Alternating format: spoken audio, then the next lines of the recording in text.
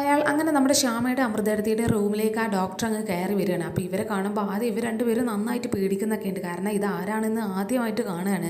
ആരാണ് ഡോക്ടർ എന്നൊന്നും അറിയാതെയാണ് അവരവിടെ നിൽക്കുന്നത്. അപ്പോൾ ഇവരെ കാണുമ്പോൾ ഇവർ ആദ്യം രണ്ടാരും ഇങ്ങനെ പതറി ഇങ്ങനെ നോക്കുകയാണ്. അപ്പോൾ ഈ ഡോക്ടർ നേരെ കയറി വന്നിട്ട് നമ്മുടെ അമൃതേടത്തിയുടെ അടുത്തേക്കാണ് പോകുന്നത്. കാരണം ഇതുവരെ പ്രതികരണം എല്ലാം ഉണ്ടായത് അമൃതേടത്തിയുടെ കയ്യിൽ നിന്നായതുകൊണ്ട് തന്നെ ഇവർ നേരെ അവരെ അടുത്തേക്ക് അങ്ങ് വന്നിട്ട് അവരുടെ കാരണം നോക്കി ഒറ്റ അടി അങ്ങ് വെച്ച് കൊടുക്കുകയാണ്. അപ്പോൾ ആ അടിയുടെ ആഘാതത്തിൽ നേരെ അമൃതേടത്തി അങ്ങ് വീഴാണ്. അപ്പോൾ ഇവർ ചോദിക്കുന്നുണ്ട് നിങ്ങൾ ആരാണ് എന്നൊക്കെ ഇങ്ങനെ ചോദിക്കുമ്പോൾ ഇയാൾ പറയാണ് ഞാനാണ് ഈ ഹോസ്പിറ്റലിൻ്റെ ഉടമസ്ഥന്, ഞാനാണ് ഇവിടുത്തെ ഡോക്ടർ, ഇവിടുത്തെ ചെകുത്താനും ഞാനാണ്, ഇവിടുത്തെ ദൈവവും ഞാനാണ്, ഇവിടുത്തെ എല്ലാ കാര്യങ്ങളും കൺട്രോൾ ചെയ്യുന്നതും ഞാനാണ് എന്നൊക്കെ ഇയാളങ്ങ് പറയാണ്. അപ്പോൾ ശ്യാമ പറയുന്നുണ്ട് ഡോക്ടർ ഞാൻ എങ്ങനെയാണ് ഇവിടെ എത്തിയത്, ഞാൻ ഒരു ഗായികയാണ് എന്നൊക്കെ ഇങ്ങനെ പറയാണ്. അപ്പോൾ ഈ ഡോക്ടർ ഇങ്ങനെ അയാളിങ്ങനെ പരിഹസിക്കാണ്. ആണോ എന്നൊരു പാട്ട് പഠിക്കോ എന്നൊക്കെ ഇങ്ങനെ പറയാണ്.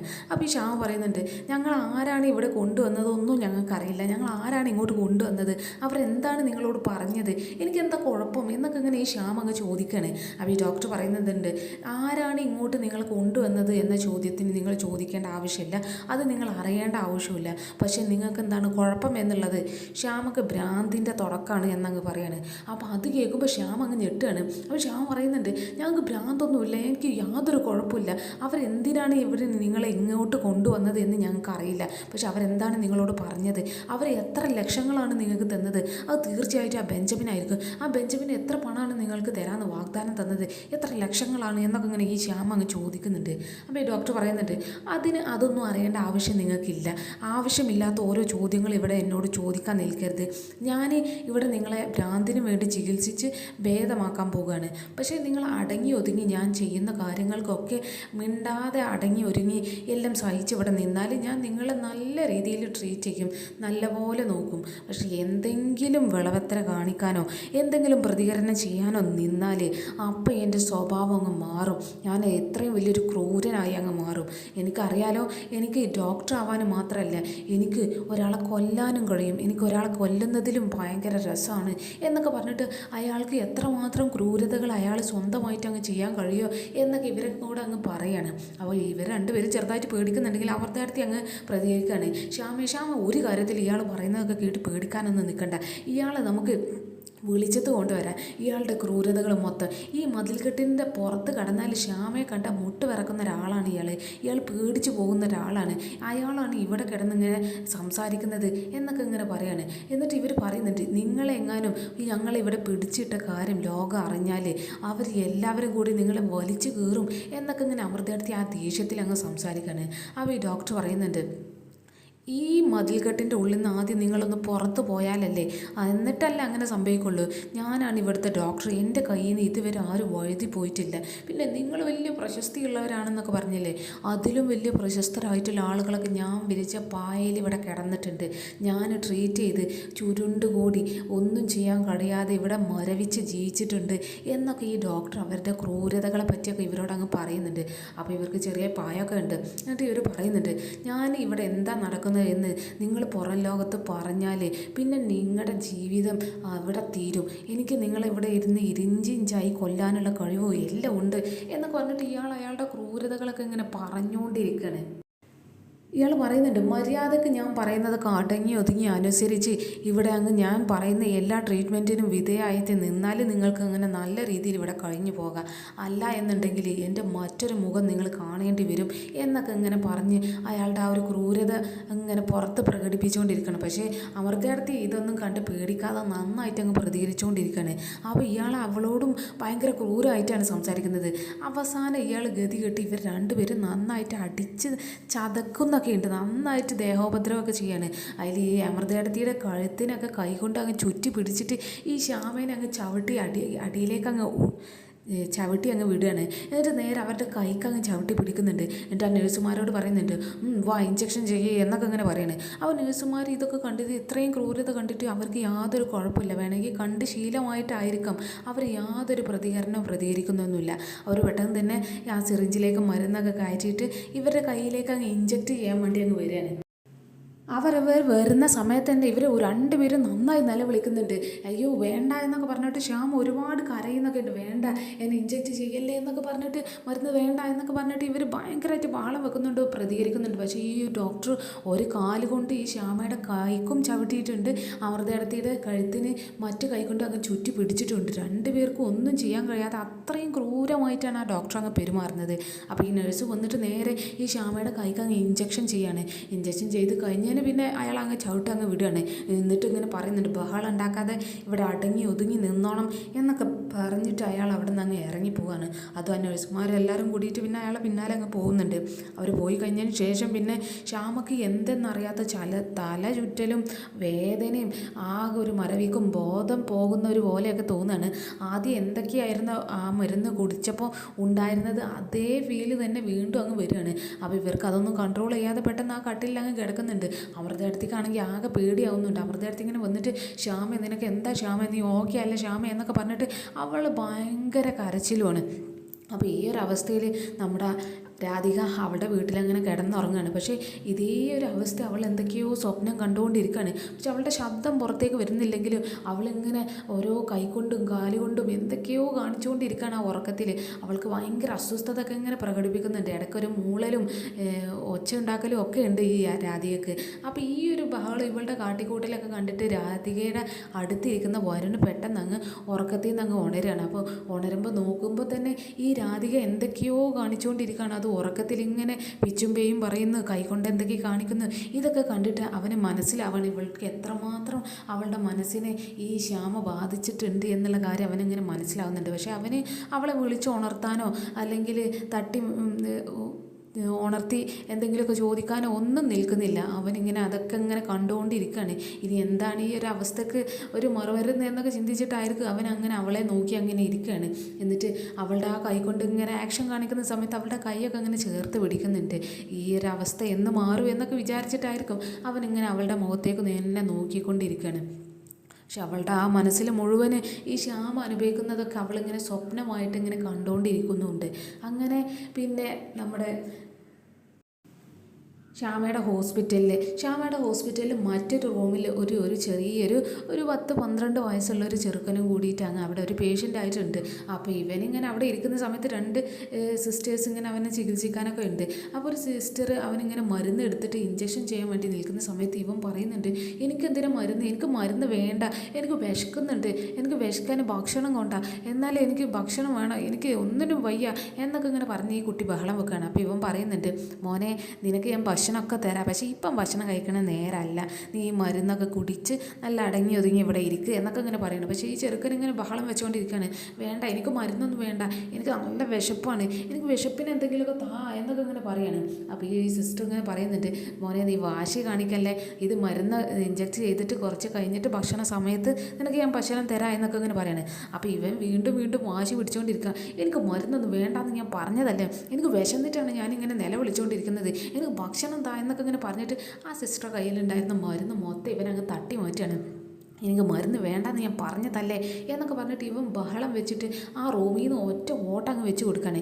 ഇവന് ഓടുന്ന സമയത്ത് ആ നേഴ്സും പിന്നാലെ അങ്ങ് ഓടുകയാണ്. അപ്പോൾ പിന്നാലെ ഓടുന്ന സമയത്ത് ബാക്കിയുള്ളവരൊക്കെ എന്താ എന്നൊക്കെ ചോദിക്കുമ്പോൾ ഈ നേഴ്സ് പറയുന്നുണ്ട്, ആ കൊച്ചതാ ഓടിക്കൊണ്ടിരിക്കുകയാണ്, അപ്പോൾ അവനെ പെട്ടെന്ന് പിടിക്കുക എന്നൊക്കെ ഇങ്ങനെ പറയുമ്പോൾ ഒരു നേഴ്സുമാരും അതുപോലെ ആ സെക്യൂരിറ്റിമാരും എല്ലാവരും ഈ ചെറുക്കൻ്റെ പിന്നാലെ അങ്ങ് ഓടുന്നുണ്ട്. അപ്പോൾ ഇവന് ഓടി ചെല്ലുന്നത് നമ്മുടെ ശ്യാമയുടെ റൂമിലേക്കാണ്. അപ്പോൾ ശ്യാമയുടെ റൂമിലേക്ക് അങ്ങ് വരുമ്പോൾ ഇവർ രണ്ടുപേരും നമ്മുടെ അമൃതയെടുത്ത് ഈ ശ്യാമയും പെട്ടെന്നൊരു കുട്ടി അവരുടെ റൂമിലേക്ക് അങ്ങ് ഓടി കയറി വരുന്നത് കണ്ടിട്ട് എന്താ സംഭവം എന്നൊക്കെ വിചാരിച്ചിട്ട് അങ്ങനെ നോക്കി നിൽക്കുകയാണ്.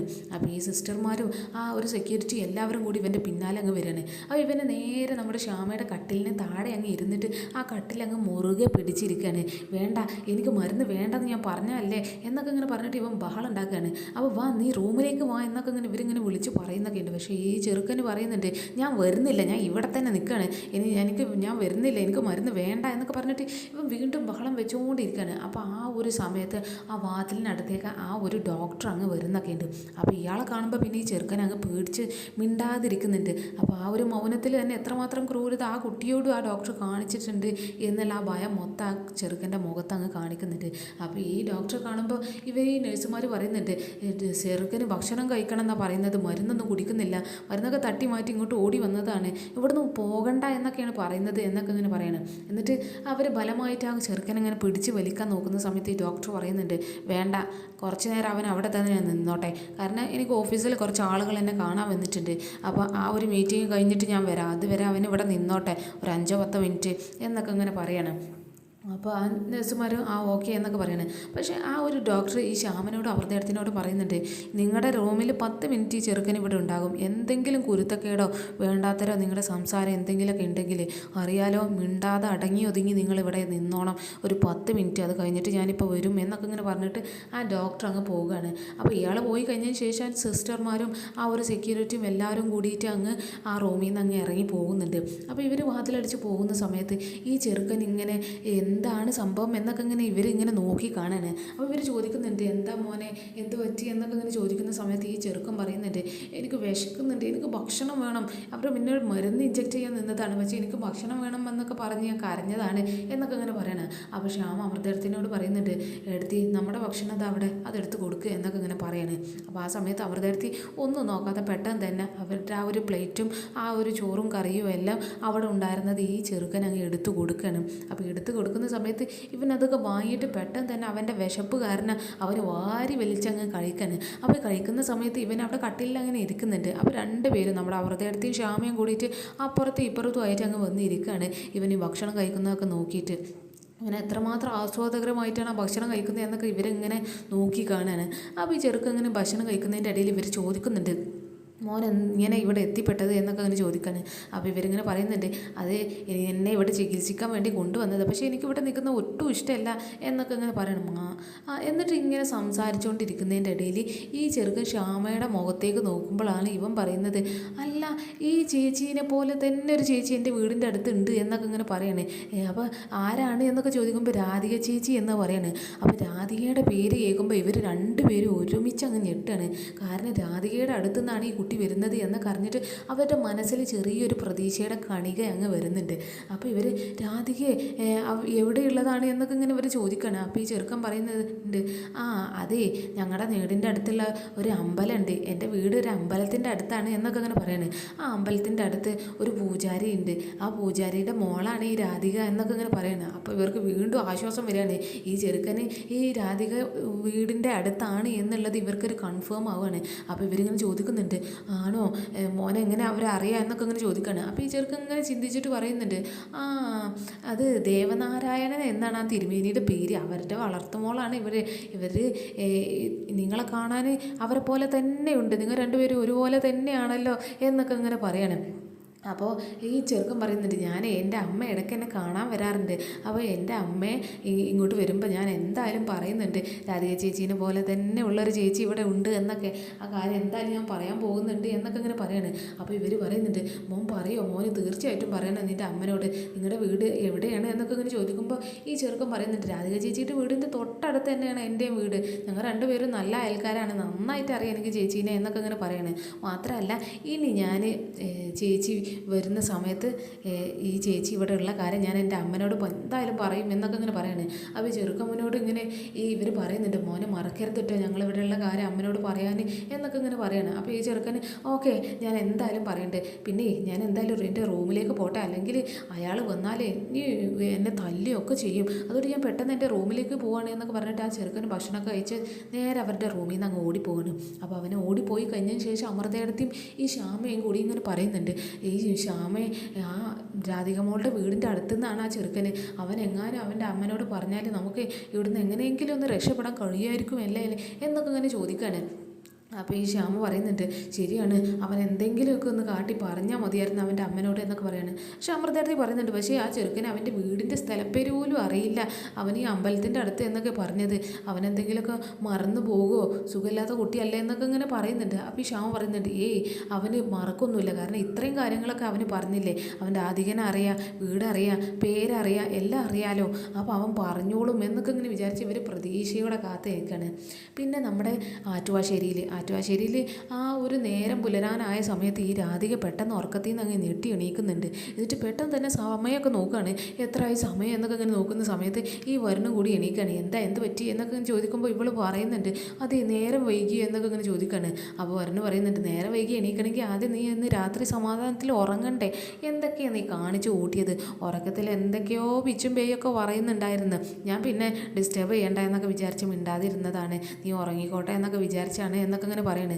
അപ്പോൾ ഈ രാധിക പറയുന്നുണ്ട്, അത് സാരല്ല, ഞാൻ എന്തായാലും അടുക്കളയിൽ ചെല്ലട്ടെ, ഇനി ടൈമില്ല എന്നൊക്കെ ഇങ്ങനെ പറയണം. അപ്പോൾ വരുണ് പറയുന്നുണ്ട്, നീ പോവല്ലേ, ഞാനും പോരുന്നുണ്ട് എന്നൊക്കെ ഇങ്ങനെ പറയുന്നുണ്ട്. അപ്പോൾ രാധിക പറയുന്നുണ്ട്, വരുൺ എന്തിനാണ് വരുന്നത്, വരുൺ ഇവിടെ കുറച്ചു നേരം കൂടി ഉറങ്ങിക്കോ എന്നൊക്കെ പറയണേ. അപ്പോൾ ഈ വരുണ്, വേണ്ട, നീ ഭക്ഷണപ്പൊതി വിതരണം ചെയ്യാൻ പോകുന്ന സമയത്ത് ഞാൻ വന്ന് ഉറങ്ങിക്കോളാം, ഇപ്പം ഞാൻ നിൻ്റെ കൂടെ തന്നെ കിച്ചണിലേക്ക് വരാം എന്നൊക്കെ ഇങ്ങനെ പറയണേ. എന്നുവെച്ചാൽ അവളുടെ പിന്നാലെ തന്നെ ഇവനും കിച്ചണിലേക്ക് അങ്ങ് പോവാണ്. അപ്പോൾ ഇവർ അടുക്കളയ്ക്ക് പോകാൻ നേരത്ത് വീട്ടിൽ ആരോ ആ ഒരു സമയത്ത് കോളിംഗ് ബെല്ല് അടിക്കുന്നുണ്ട്. അപ്പോൾ ഇവർ ചോദിക്കുന്നുണ്ട്, അല്ല ഈ നേരത്തെ ആരാണ് ആ കോളിംഗ് ബെല്ല് അടിക്കുന്നത് എന്നൊക്കെ വിചാരിച്ചിട്ട് രണ്ടുപേരും വാതിൽ തുറക്കാൻ അങ്ങ് പോവുകയാണ്. വാതിൽ തുറക്കുമ്പോൾ തന്നെ അവരെ സഹായിക്കുന്ന ആ ഒരു ചേച്ചി, ആ പാചകത്തിന് സഹായിക്കുന്ന ആ ഒരു ചേച്ചിയാണ് വന്നിട്ടുള്ളത്. അപ്പോൾ ഈ രാധിക ചോദിക്കുന്നുണ്ട്, അല്ല ചേച്ചി എന്താ ഇത്രയും നേരത്തെ വന്നത് എന്നൊക്കെ ഇങ്ങനെ ചോദിക്കുകയാണ്. അപ്പോൾ ഈ ചേച്ചി പറയുന്നുണ്ട്, അത് പിന്നെ രാധിക മോളെ, എനിക്ക് നേരത്തെ പോകണം, അതുകൊണ്ടാണ് ഞാൻ നേരത്തെ വന്നത് എന്നൊക്കെ ഇങ്ങനെ പറയാണ്. അപ്പോൾ ഈ വരുണ് പറയുന്നുണ്ട്, ചേച്ചിക്ക് നേരത്തെ പോകണമെന്നുണ്ടെങ്കിൽ എന്തിനാണ് നേരത്തെ വന്നത്, ചേച്ചിക്ക് പോകണമെന്നുണ്ടെങ്കിൽ പോയാൽ പോരെ, അതിനിങ്ങനെ നേരത്തെ വരേണ്ട ആവശ്യമൊന്നുമില്ല എന്നൊക്കെ ഇങ്ങനെ ഈ വരുണ് പറയാണ്. അപ്പോൾ ഈ ചേച്ചി പറയുന്നുണ്ട്, അത് ശരിയല്ലല്ലോ, എന്തായാലും ഞാൻ നേരത്തെ വന്ന് പണികളൊക്കെ കഴിച്ചിട്ട് എനിക്ക് നേരത്തെ പോകാമല്ലോ എന്നൊക്കെ ഇങ്ങനെ പറയണേ. അവരധികം എന്നാ വാ ചേച്ചി എന്നൊക്കെ പറഞ്ഞിട്ട് അവർ നേരെ അടുക്കളയിലേക്ക് അങ്ങ് ചെല്ലുകയാണ്. എന്നിട്ട് അവിടെ നിന്ന് അങ്ങ് അവരുടെ പാചകം അങ്ങ് തുടങ്ങണം. അപ്പോൾ കട്ടിങ്ങും ഒക്കെ ഇങ്ങനെ തുടങ്ങുന്ന സമയത്ത് ഈ രാധിക ചോദിക്കുന്നുണ്ട്, അല്ല ചേച്ചി എന്തിനാ നേരത്തെ പോകുന്നത് എന്നൊക്കെ ഇങ്ങനെ ചോദിക്കുകയാണ്.